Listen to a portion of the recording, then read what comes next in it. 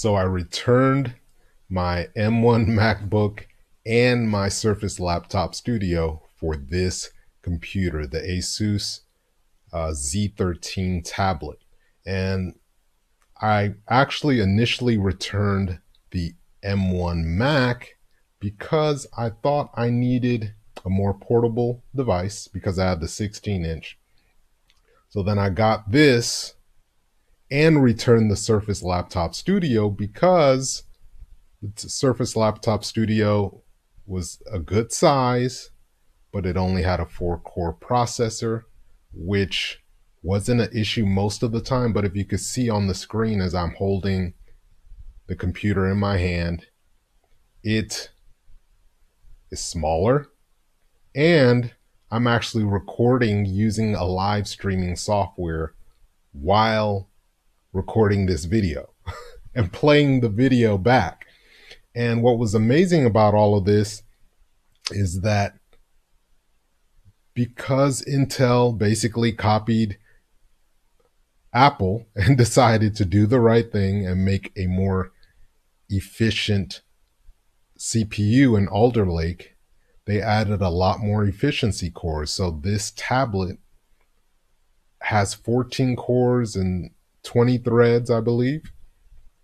And that makes a big difference. I did not think it would make that big of a difference.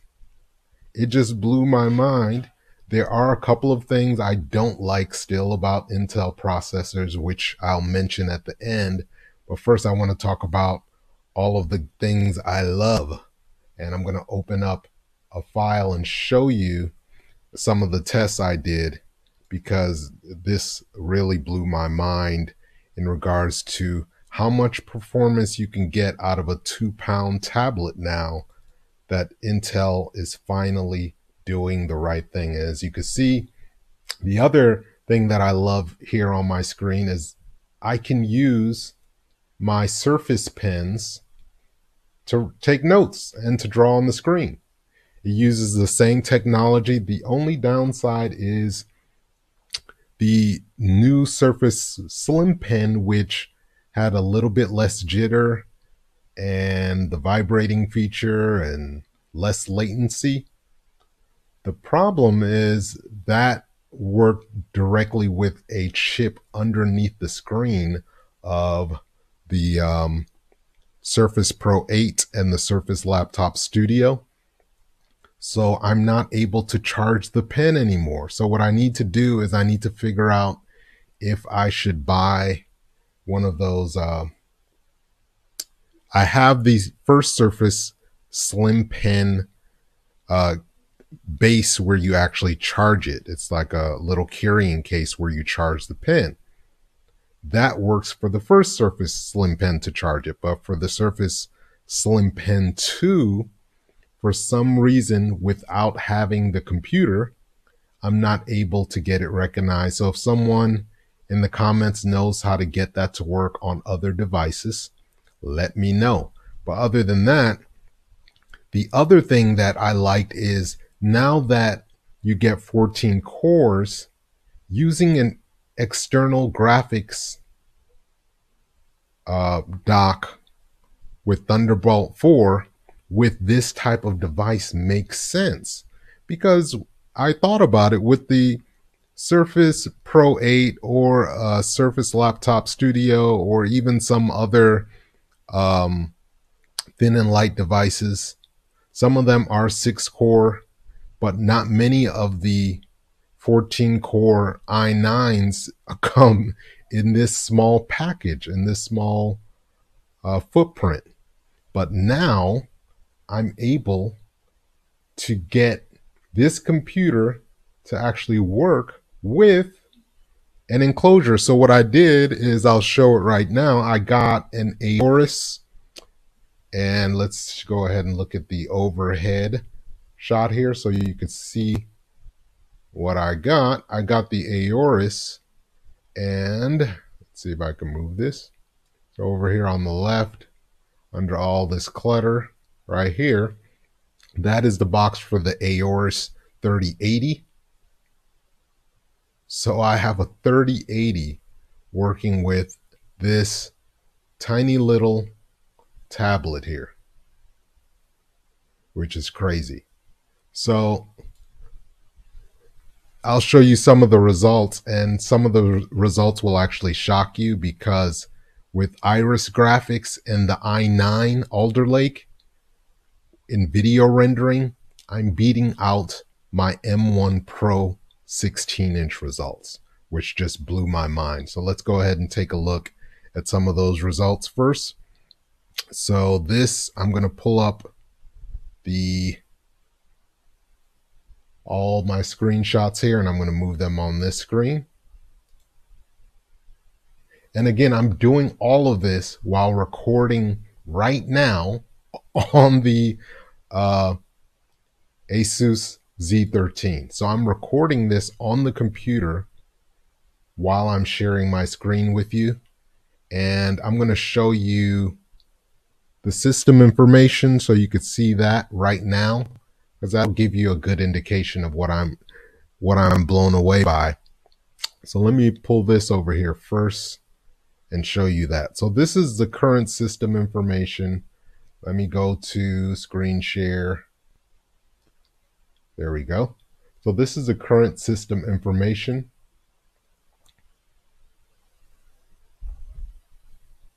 And let me move this down here. So as you can see, I'm using XSplit. That's using 8% of the CPU, 19% of the GPU. But what is interesting to me, in most computers, even my desktop, look at this CPU utilization here. Even my Alienware 10700 that I sold with the 28 or 2080 Super, usually this CPU utilization would be close to 30 to 40%. On this computer, it's 12% while I'm recording in 1080, 60 frames per second. If I was doing 4K, it would go up to about 30%. The main downside that I will list first, the first downside is the fact that you can't try to do a million different things at once like on a desktop, because as you can see, the RAM comes soldered on and you can't get more RAM. So I'm using 10 gigabytes of RAM right now. And as you can see, I'm using the 3080 and the Iris graphics because I have the eGPU plugged in. And this is the first Time Spy score. This was with no eGPU. I got a 1800, which isn't that great. But then I adjusted the settings to performance mode. So let's take a look at some of that. So this result here on Time Spy with the eGPU is 14,200. This is with all of my software installed on the computer. And this is just an amazing result. It's better than 84% of all results with a tablet and an eGPU. And as you can see, these are all the details here. i9 12900H, 14 cores, 20 threads. It was averaging 86 degrees Celsius. And as you can see, when I put it on turbo without the eGPU, we're going to show that score next or soon. But as you can see, this right here says Premium Gaming PC 2020. So I'm about almost 80% of the performance, and all I have is a tablet and an eGPU. Now, obviously, you pay $1,800 brand new for this tablet, and the eGPU was $1,500, so that's $3,300. But I'm getting giant gaming desktop performance, M1 Max performance in a tablet with the eGPU. So, and I have my screen to do my presentations on because I'm a marketing and sales and entrepreneurship consultant. So I like drawing on the screen. So right here, I could just, start doing my thing, double click on this. And if I was doing a presentation, I could just start drawing on the screen. So I would click this and I would just start drawing on the screen. For some reason, I didn't test that out before. But while I'm using the pen in this Paint app, the pen is not working.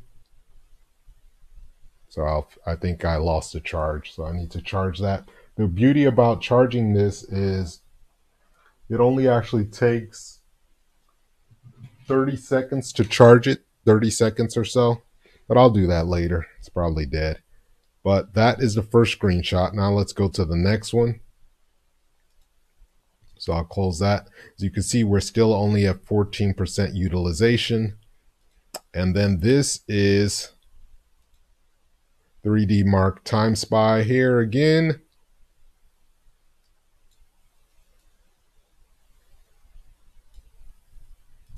So that's where we left off. So then the next screenshot, this is with the GPU again. I tested it twice. I got a 14,200 with Time Spy. This is the same score, but this is just showing a different screen. So you could kind of see what I had it set at. I was using my display, which is a 4K TV. And as you can see, my score was 14,200.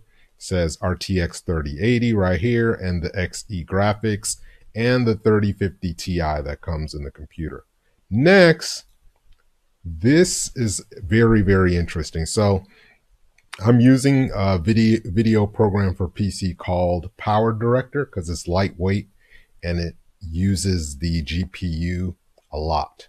It maxes out GPU optimization, just like DaVinci Resolve, but it's very user-friendly. So I did a 4K render on my Alienware desktop, and on my Alienware, I put the numbers here so I wouldn't forget. This same 4K file, which was 3.5 gigabytes, on the Alienware, we got 7 minutes and 13 seconds to export to H.265. On the Surface Laptop Studio, we got 8 minutes and 26 seconds, which is still a decent result because it's using the 3050 Ti.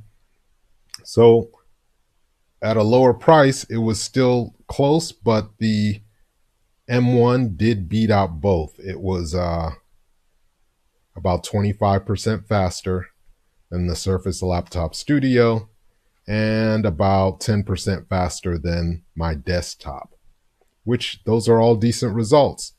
But watch what I show you right here. So remember this number. The M1 got 6 minutes and 37 seconds. And the fastest desktop I had at the time was a i7-10700K and a 2080 Super Alienware. So if we go here, you'll see that with the 3080, we got about the same results as my old Alienware desktop, which is 7 minutes and 33 seconds, which is still 10% slower than the M1. But guess what happened? I said, well, let me try the Iris graphics and render with that, because I know the i9 is really, it wasn't even using all of the processing. So I tried the Iris graphics and look at these results. So with the Alder Lake plus the Iris graphics, I got 4 minutes and 15 seconds. Wow. So with the 3050 Ti, I didn't test that in this test. I'll test that next time. But I did test the utilization. So that's almost 50% faster than the M1 16-inch MacBook Pro. Almost 50% faster. So because the M1 was 6 minutes and 37 seconds. Next, As you can see here, I took a screenshot of this. The same result. This was with the 3050 Ti. This is a different file though, so this doesn't even count. But I tested this first, a very large 1-hour file. It only took me 13 minutes to export. Next, this is my PC Mark score for the Alienware with the 2080 Super, so you can have something to compare it to. It was 6,900, right? So now let's look at the this one. That's Time Spy score. It's not PC Mark.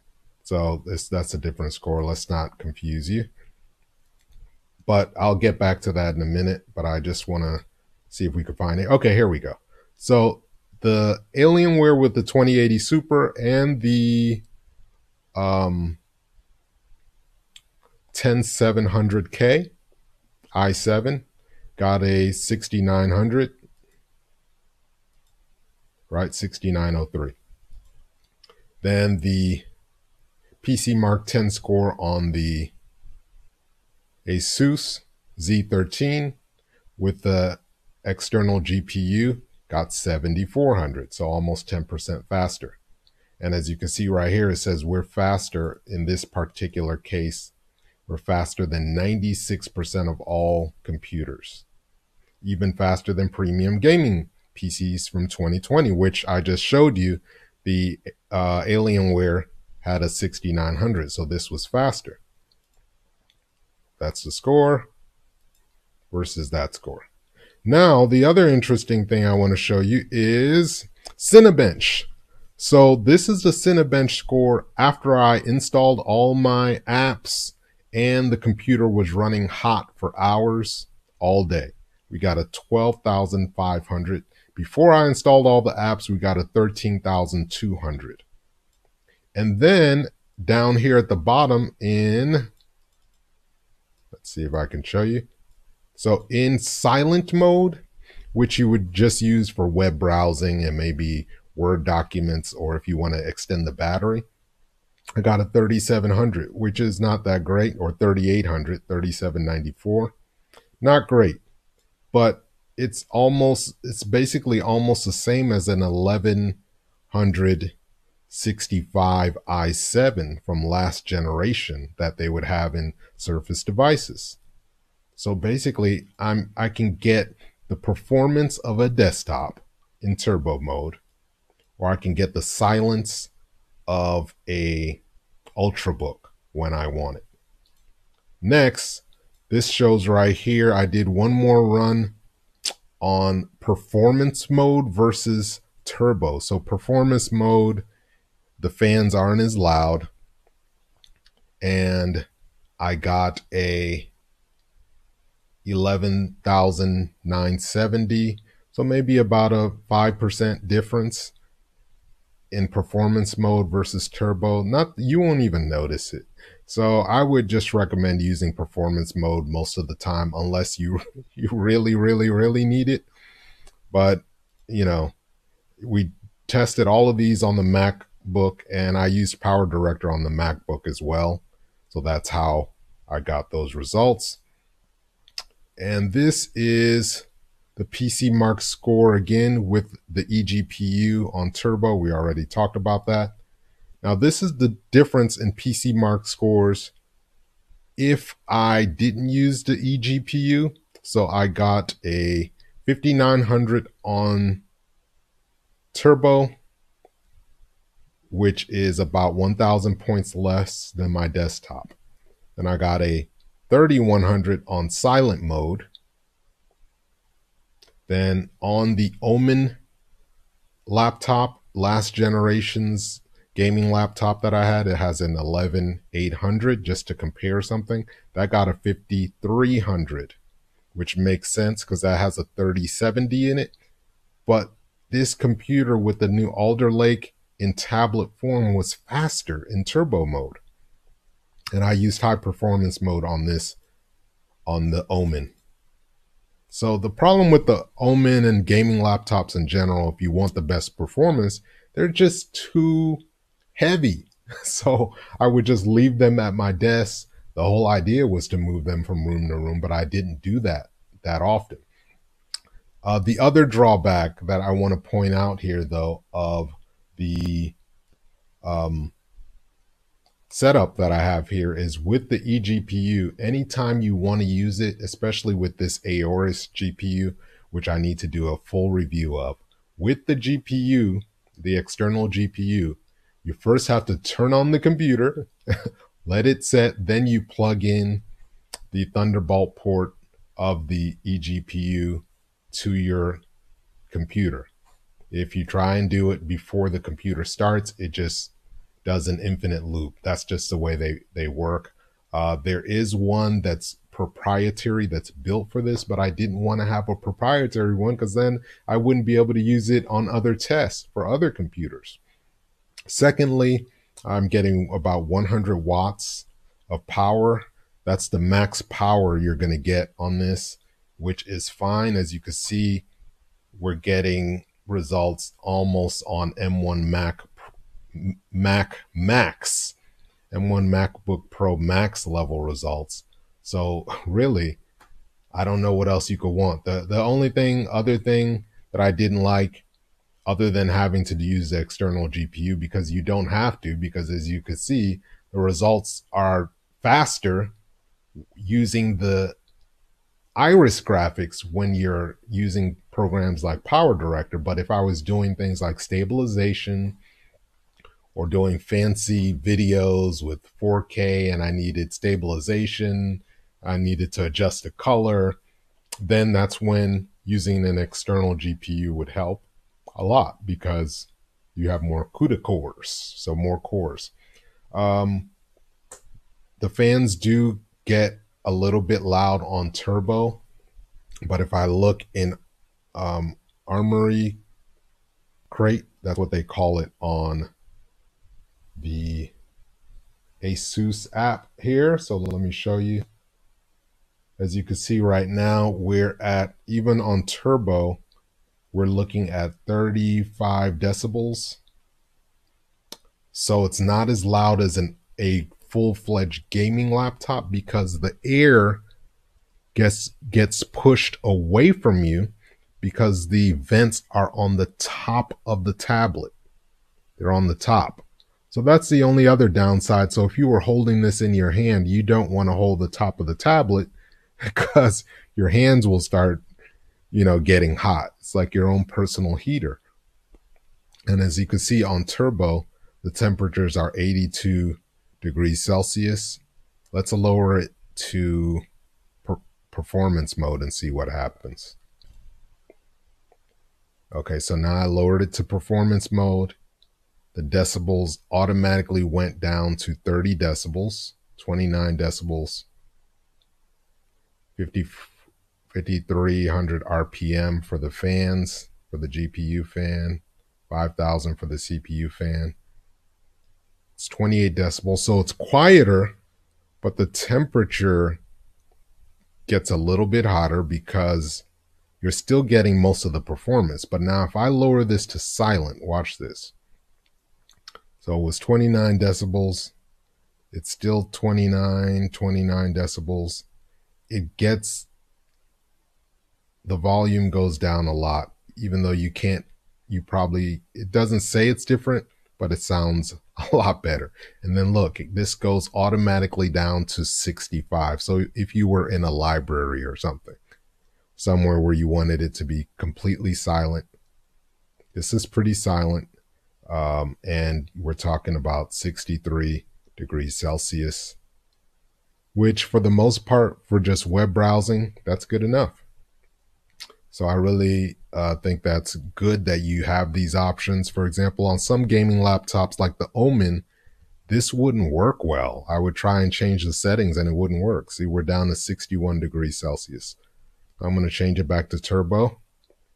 The screen gets brighter because obviously I'm recording a video, so I would want all the performance. But I like having the flexibility of changing it easily on the fly, even while I'm recording a video. So that's a really great feature.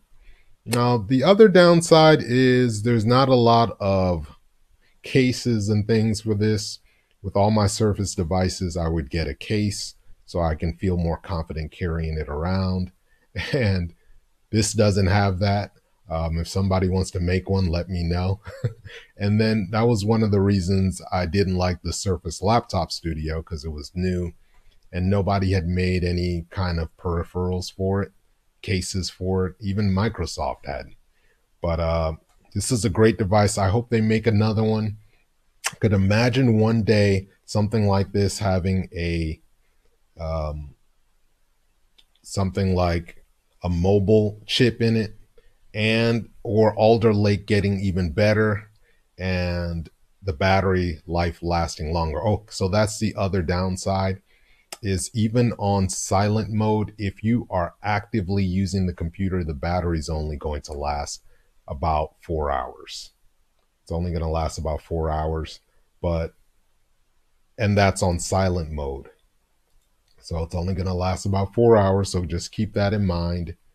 I did plug an external battery into it, and with the external battery, I got another 4 hours. So if you have an external battery with you, you can get about 8 hours. If I turn the screen brightness all the way down and I disconnect from Wi-Fi and I was in college and taking notes, I could squeeze out 7 or 8 hours.